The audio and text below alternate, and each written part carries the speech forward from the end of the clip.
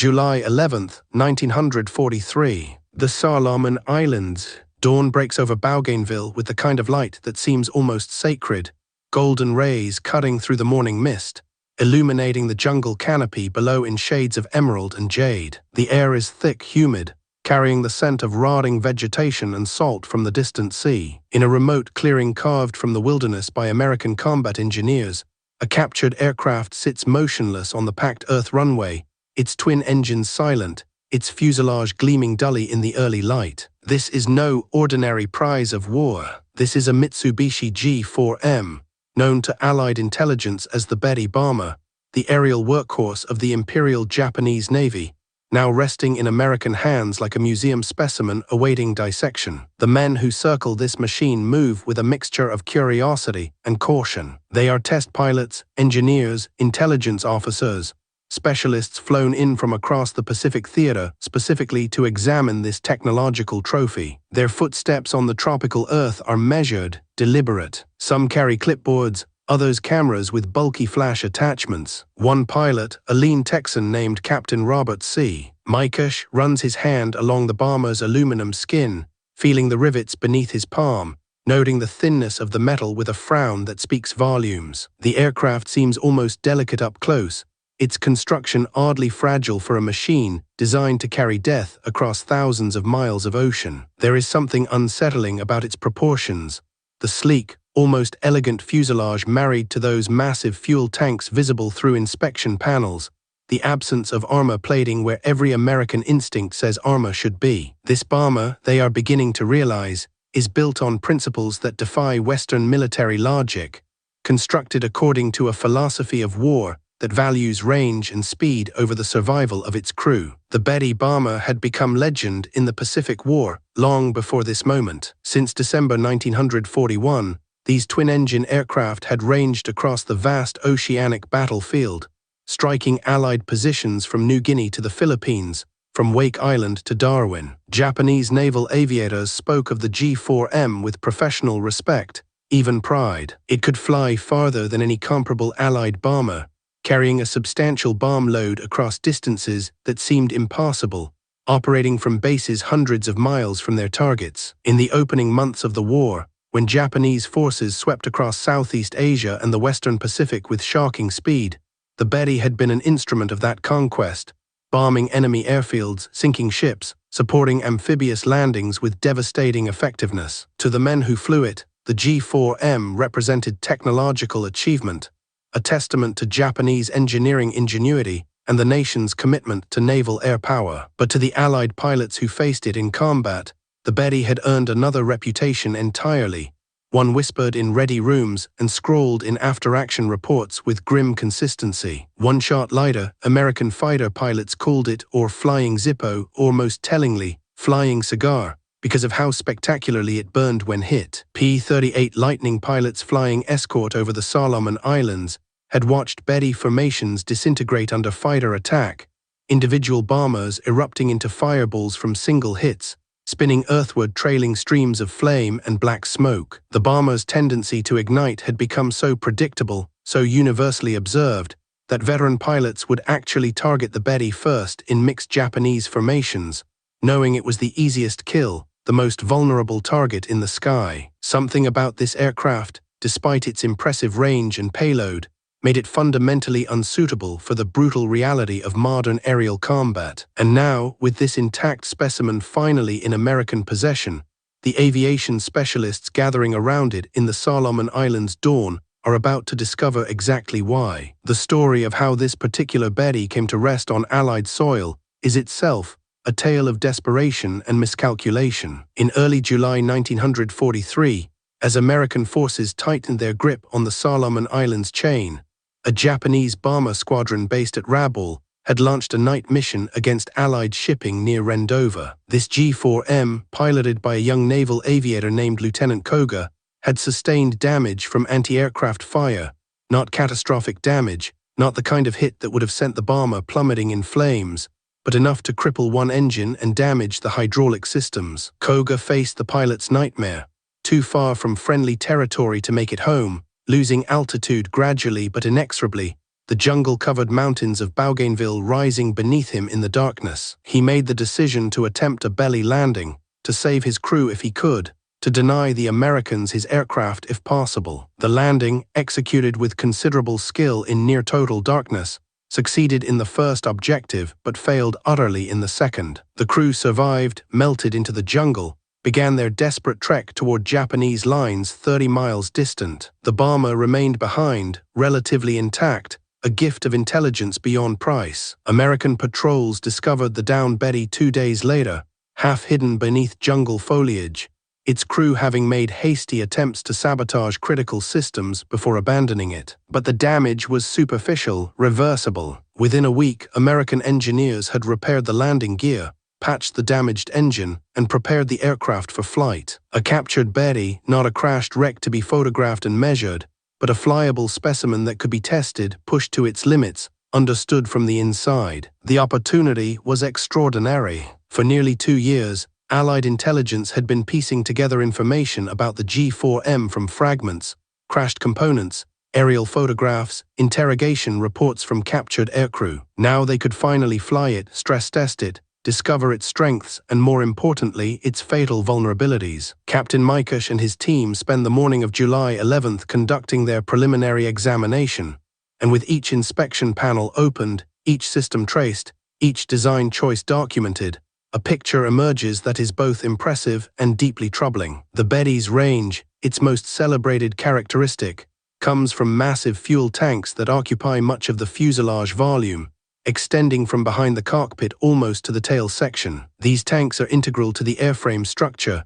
their walls formed partly by the aircraft's own skin, a weight-saving measure that allows the bomber to carry more fuel without adding structural mass. It is brilliant engineering in one sense, maximizing payload and range through elegant simplification. But those tanks, the engineers note with growing unease, have no self-sealing capability. In American bombers, fuel tanks are lined with multiple layers of rubber compound that automatically seal bullet holes, preventing fuel leakage and reducing fire risk. The Berry has no such protection. A single tracer round penetrating those tanks would ignite aviation fuel that has nowhere to go, no way to be contained, flooding the fuselage with fire. More disturbing still is the absence of armor. American bombers fly with heavy steel plates protecting the crew positions, behind the pilots, around the gunners, beneath critical systems. This armor adds weight, reduces range and payload, but crucially it keeps aircrew alive when fighters attack or flak explodes nearby. The Betty carries almost no armor protection. The pilots sit in seats backed by thin aluminum. The gunners operate their weapons exposed,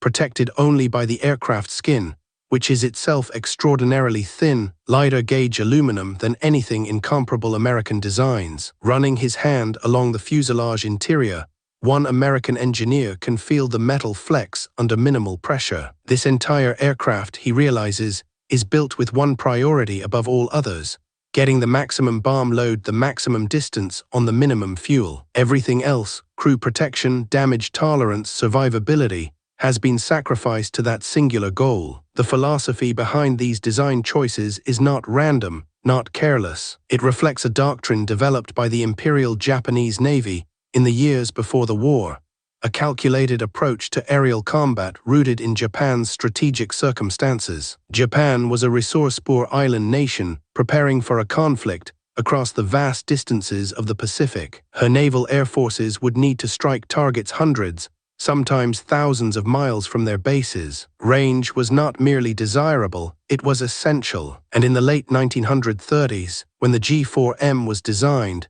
Japanese naval aviation believed firmly that bomber formations, properly deployed and aggressively flown, could fight their way through to their targets. The bomber, in this conception, was primarily an offensive weapon. Its purpose was to deliver ordnance, not to absorb punishment. Armor and defensive measures were secondary concerns, luxuries that reduced the bomber's primary capability. Build them light, build them fast, build them with maximum range, and trust the skill and fighting spirit of the aircrews to compensate for vulnerabilities. In the war's early months, this philosophy had seemed vindicated. Japanese bombers ranged freely across the Pacific, striking targets with impunity, their long reach constantly surprising Allied commanders who had not believed such distances possible. The Betty bomber had participated in the sinking of the British battleship Prince of Wales and the battlecruiser Repulse off Malaya in December 1941, a stunning demonstration of naval air power that shocked the world. It had bombed Darwin, Australia, and Port Moresby, New Guinea,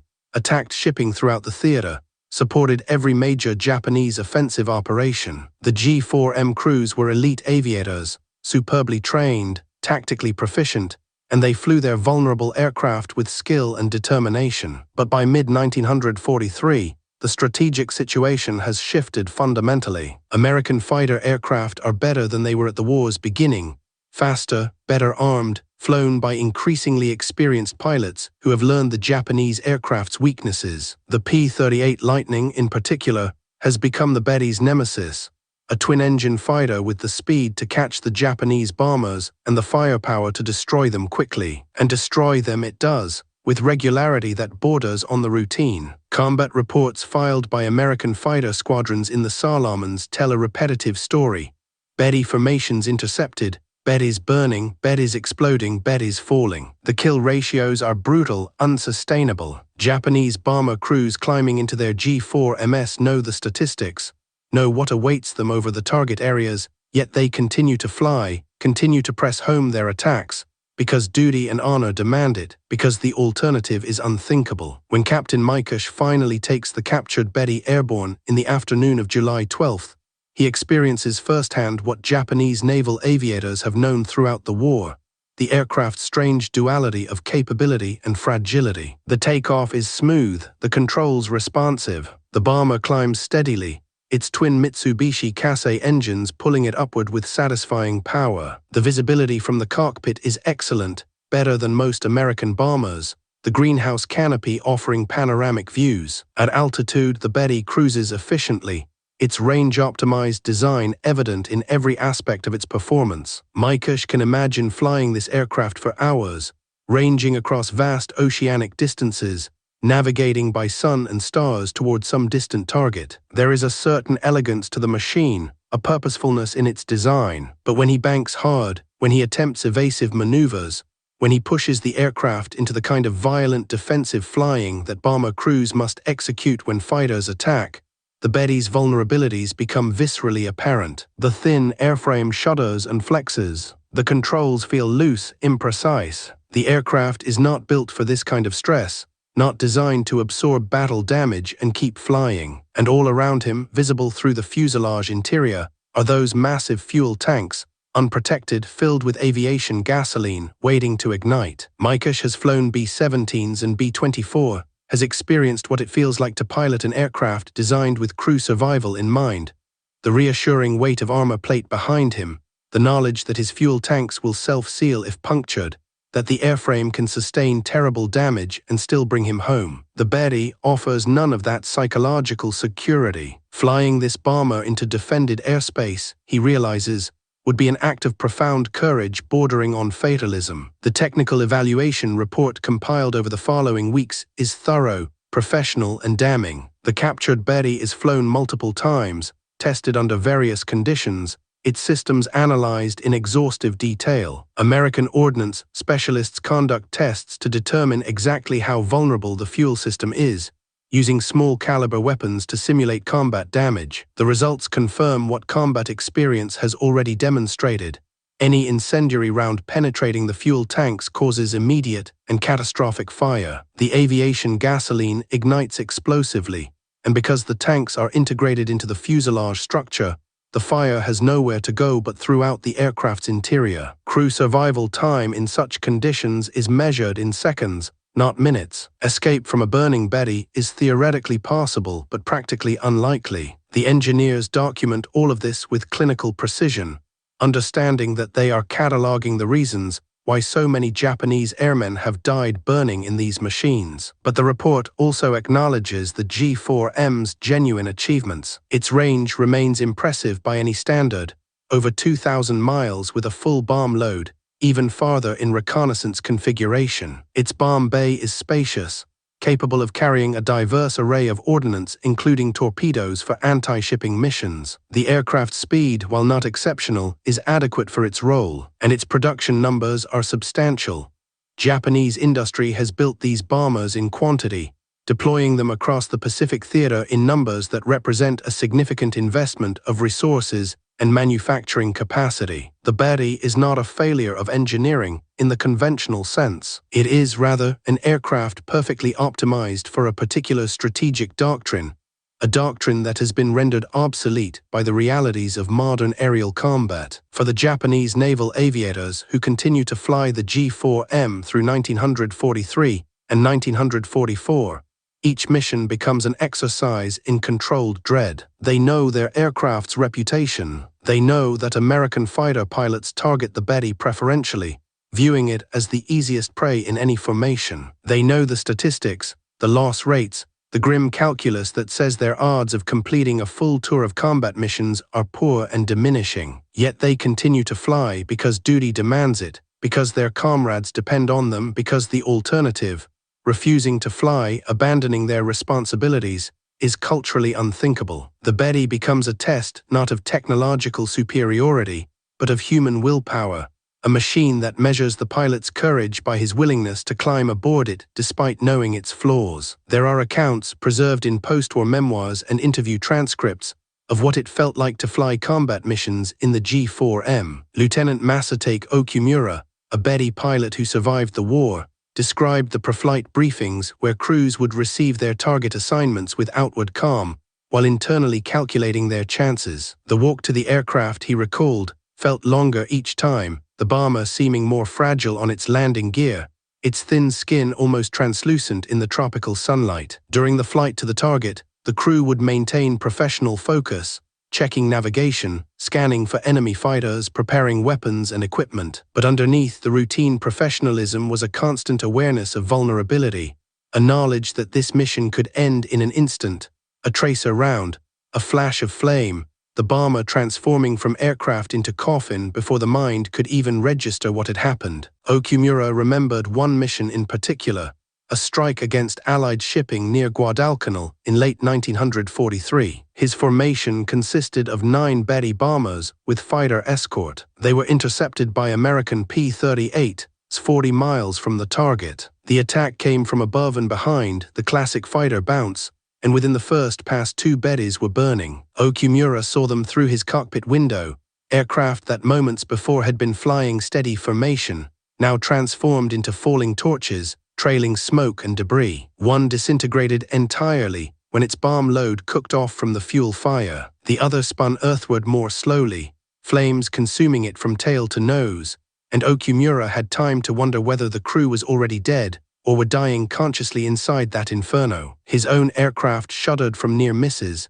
and he could hear the rear gunner firing long bursts at pursuing fighters, could hear the tension in the gunner's voice over the intercom. They made it through that particular attack, delivered their ordnance and limped home. But 3 aircraft from the formation didn't return. 3 crews, 30 men, lost in a single mission. The mathematics of attrition were inexorable. The American intelligence assessment of the captured Berry includes a section analyzing why Japanese naval aviation persisted with this vulnerable design, despite mounting evidence of its flaws. The answer, American analysts concluded, lay partly in industrial limitations and partly in institutional inertia. By 1943, Japan's aviation industry was already strained, producing aircraft at maximum capacity with limited resources and increasing disruption from Allied air raids and submarine interdiction of raw materials. Designing, testing, and tooling up for a completely new bomber would require time and resources Japan could not spare. The G4M remained in production because there was no realistic alternative available quickly enough to matter. But beyond these practical constraints, there was also a cultural dimension that American analysts struggled to fully comprehend, a warrior ethos that viewed survival as secondary to mission accomplishment, that valued offensive spirit over defensive caution, that accepted catastrophic casualties as an inevitable cost of war. This warrior ethos, so foreign to American military culture, with its emphasis on preserving forces and minimizing casualties, was deeply embedded in Japanese naval aviation's institutional identity. Pilots and aircrew were taught from training that their lives belonged to the emperor, that death in service was the highest honor, that survival through cowardice or inadequate aggression was shame worse than death. These were not empty slogans, they shaped operational decisions at every level. The Betty bomber, in this cultural context, was not seen as a death trap by its own service, but as a tool that required courage to wield effectively. Its vulnerabilities were acknowledged, but considered acceptable given the aircraft's offensive capabilities. That men died in it, sometimes in horrifying numbers, was regrettable but did not invalidate the aircraft's utility. A different kind of air force, guided by different values, might have grounded the G4M and demanded a safer replacement. The Imperial Japanese Navy continued flying it until the war's end. Throughout the summer and autumn of 1943, the captured Betty becomes a tool for Allied pilot training. It is flown to various American bases across the Pacific and Southwest Pacific theaters, where fighter pilots are given opportunities to practice attack runs against it, to learn its blind spots, to understand optimal firing angles. The aircraft becomes an educational prop, illustrating visually what intelligence reports have described textually. American pilots who have fought Bettys in combat see the captured specimen up close and understand, perhaps for the first time, the relationship between the bomber's design and its vulnerability. They can see those massive unprotected fuel tanks, can appreciate how thin the skin is, can understand why their incendiary rounds have such devastating effect. The training exercises conducted with this aircraft undoubtedly improve American fighter tactics and contribute to even higher Betty kill ratios in subsequent combat. The captured bomber, in a grim irony, becomes an instrument of death for its sister ships still in Japanese service. But there is something else that happens during these training sessions, something less tangible but perhaps more significant. American pilots and ground crew who interact with the captured Betty begin to understand that this aircraft represents choices, design choices, strategic choices, cultural choices. They recognize that the men who flew these bombers were not stupid or incompetent. The G4M is not a bad aircraft in an absolute sense. It is an aircraft optimized for a specific purpose and accepted level of risk. The Japanese naval aviators who climbed aboard these bombers mission after mission, knowing the odds, knowing the aircraft's reputation, were not ignorant victims but professional warriors making conscious choices. This recognition, this understanding that courage and professionalism could exist even within a fundamentally flawed system, complicates the simple narratives of technological superiority that dominate popular understanding of the air war. There is one element of the Betty's design that American engineers find particularly striking, a small detail that speaks volumes about the aircraft's operational philosophy. The crew oxygen system, they discover, is minimal, adequate for high-altitude flight, but not designed for extended use. This is because the G4M's tactical doctrine assumed relatively brief exposure to high-altitude conditions. The bomber was designed to cruise at medium altitudes where crew could breathe comfortably, ascending to higher elevations only when approaching the target area or evading fighters. This stands in stark contrast to American heavy bombers like the B-17, which operate routinely at altitudes above 20,000 feet and carry extensive oxygen systems to support crews for missions lasting 8 or 10 hours. The difference reflects fundamentally different operational concepts.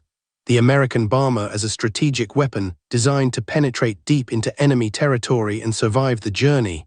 The Japanese bomber as a tactical weapon designed for shorter-range strikes with less concern for crew comfort or long-duration survivability. As the months pass and more combat data accumulates, the full extent of the Betty's vulnerability becomes statistically undeniable. By late 1944, Japanese bomber formations have become so rare in the main combat theaters that their appearance is noteworthy. The attrition rate has been devastating, not merely high, but catastrophic to the point where training new crews cannot keep pace with losses. American fighter pilots flying over the Philippines and later over the Japanese home islands report that Betty bombers, when encountered at all, often flee rather than press home attacks, a reversal of the aggressive tactics seen earlier in the war. The aircraft that once symbolized Japanese offensive air power has become almost a liability, so vulnerable that its employment represents a desperation measure rather than a credible tactical option. Yet even in this period of absolute air superiority, American fighter pilots who engaged the few remaining Betty bombers occasionally witness acts of extraordinary courage. There are reports of damaged Bettys, already burning, continuing toward their targets rather than breaking off. There are accounts of Betty crews conducting kamikaze-style ramming attacks when their situation becomes hopeless. These are not officially sanctioned kamikaze missions. The organized kamikaze campaign involved specialized aircraft and volunteer pilots, but individual decisions made in extremis by men who chose to make their deaths count for something rather than simply falling from the sky. American pilots who witnessed such incidents describe them with a mixture of admiration and incomprehension. The waste of it, the futility, bothered them. But the courage was undeniable. The symbolic weight that the Betty bomber carries evolves throughout the war. Initially, in 1941 and 1942, it represented Japanese capability and reach, the unexpected range of enemy air power, the vulnerability of Allied positions throughout the Pacific. By 1943, it had become a known quantity, dangerous still but increasingly manageable, a target that could be countered with proper tactics and superior fighters. By 1944, the Betty had become almost an anachronism, a relic of an earlier phase of the war still flying because no better alternative existed, its continued use a testament not to Japanese strength, but to Japanese desperation. And for the American pilots and intelligence officers who studied the captured specimen, the Betty became something else entirely, a case study in the consequences of design philosophy, a tangible example of how strategic doctrine shapes technology and how technology, once deployed, constrains strategy. The captured Betty survives the war, eventually transported to the United States for further study and preservation. It becomes a museum piece, displayed at various aviation collections over the decades, its story told to visitors who can walk around its restored airframe, peer into its cockpit, see those massive fuel tanks that made it both capable and vulnerable. The aircraft serves as an artifact, a physical connection to a specific moment in aviation and military history, but it also serves as a reminder that engineering excellence exists within constraints, that all technologies embody compromises, that the machines of war carry within them the values and assumptions of those who build and deploy them. For the Japanese naval aviators who survived the war, the G4M remained a complex memory. Some spoke of it with affection, remembering its range and reliability, the missions completed successfully, the comrades who flew beside them. Others remembered only the losses, the friends who died burning, the knowledge each mission that the odds were increasingly against them. Few blamed the aircraft itself. Most understood that the Betty was a product of circumstances, a tool designed for one kind of war that found itself employed in another. But there was a consensus among survivors that the G4M demanded a particular kind of courage from its crews, not the courage of a single heroic moment, but the sustained courage of climbing aboard mission after mission, knowing the risks, accepting them, and flying anyway. The nickname that American pilots gave the aircraft, the Flying Death Trap, was accurate in its way, a brutally honest assessment of the bomber's vulnerability. But nicknames, even cruel ones, sometimes contain a kind of respect. The Americans who gave the Betty that name had fought it, had seen it absorb terrible punishment, and sometimes still press home its attacks, had witnessed the courage of its crews. The nickname acknowledged that flying this aircraft into combat was an act of extraordinary bravery, even if it was also an act of desperation born from strategic necessity and institutional inflexibility. In the years after the war, aviation historians and analysts would study the Betty bomber as an example of the tension between technological ambition and practical effectiveness. It became a cautionary tale about the dangers of optimizing for a single performance parameter at the expense of all others, about the importance of protecting the most valuable component of any weapons system, the trained human crew who operate it. Modern aviation doctrine, shaped partly by lessons learned from aircraft like the G4M, emphasizes survivability as a core design requirement, not an optional luxury. The loss rates accepted as normal by Japanese naval aviation in World War II would be considered completely unacceptable in contemporary military operations. Yet there remains something haunting about the Betty's story, something that transcends technical analysis and operational critique. This aircraft, with all its flaws, was flown by men who understood its vulnerabilities better than anyone, but climbed aboard anyway. They flew it through flak and fighter attacks, through tropical storms and mechanical failures, through campaigns that grew increasingly hopeless as the war turned against Japan. They flew it knowing the odds, knowing the statistics, knowing what awaited them if their aircraft caught fire. And they flew it not from ignorance or blind obedience, though institutional pressure certainly played a role, but from a sense of duty and professional commitment that defies easy understanding. The Betty bomber demanded everything from its crews, their skill, their courage, often their lives, and they gave it mission after mission until the war's end. The captured Betty, sitting in that jungle clearing on July 11, 1943, represented more than just an intelligence windfall for American forces. It was a window into a different way of thinking about air combat, about acceptable risk, about the relationship between warriors and their weapons. The American pilots and engineers who examined it learned not only about vulnerabilities they could exploit, but also about the mindset of the enemy they faced,